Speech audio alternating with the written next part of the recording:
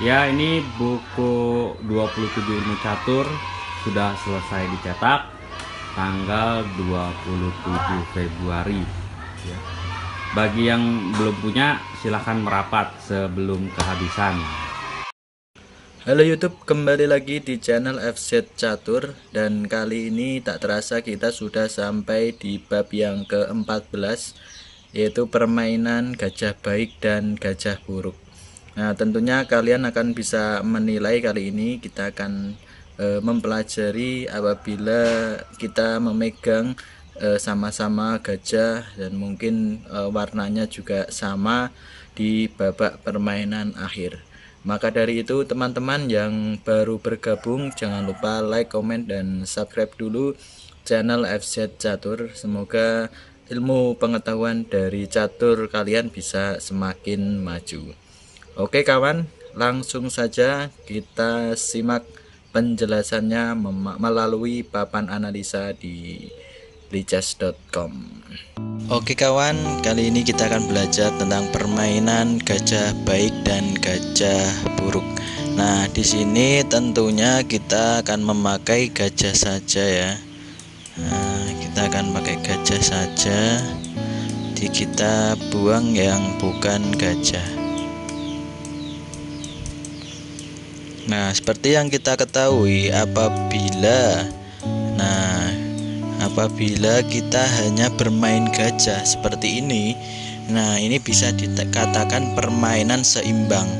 Karena apa? Jumlah pionnya ini masih utuh 8 dan putih juga masih utuh 8 buah. Sementara gajahnya juga ada gajah putih, juga ada gajah terang ataupun gajah gelap yang masih utuh. Nah, maka dari itu permainan bisa dikatakan seimbang.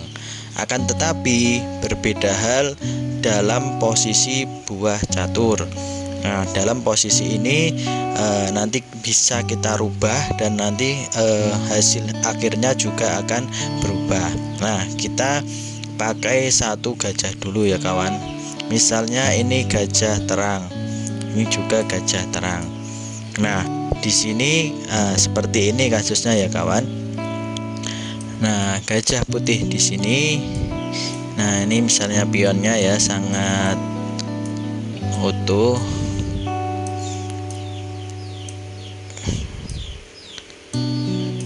Nah, misalnya seperti ini ya.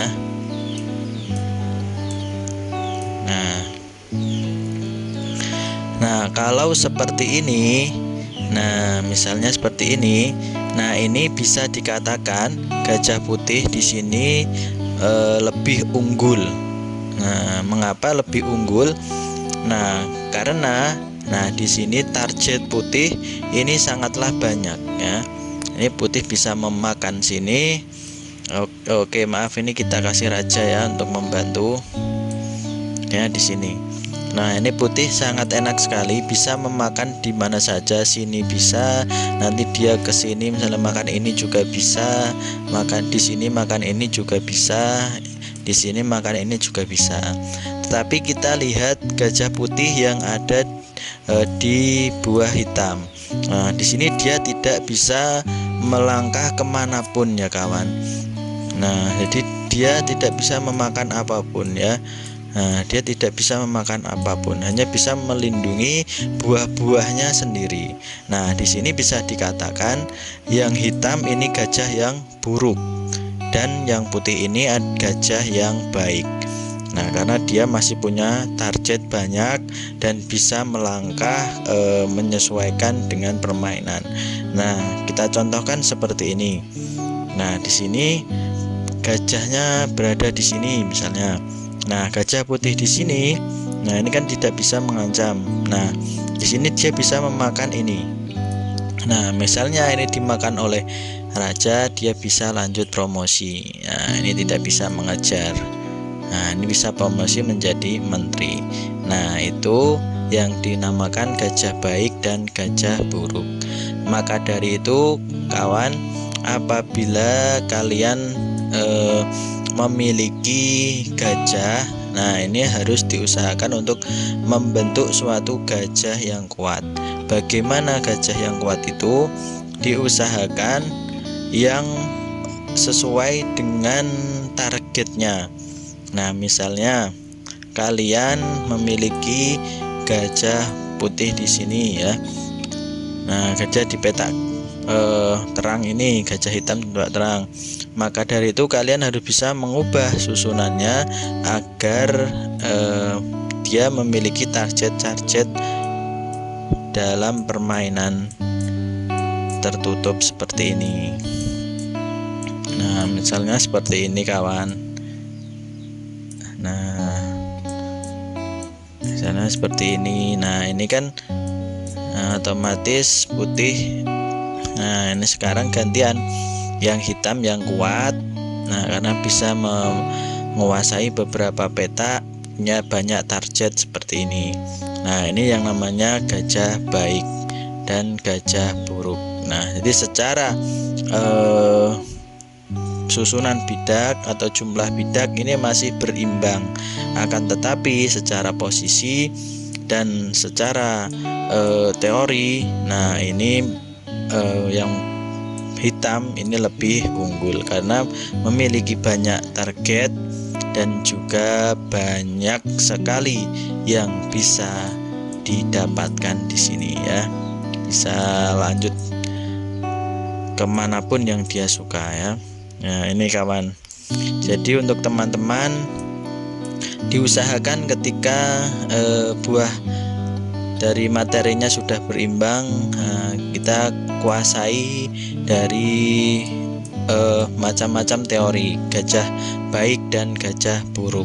Nah, ini kawan-kawan. Oke, nah di sini bisa dilihat. Nah, kalau gajah hitam lebih unggul dalam permainan. Nah, itu kawan dari penjelasan sedikit tentang gajah baik dan gajah buruk. Dan untuk teman-teman apabila ingin ditanyakan, nah ini bisa kalian tanyakan di kolom komentar ya.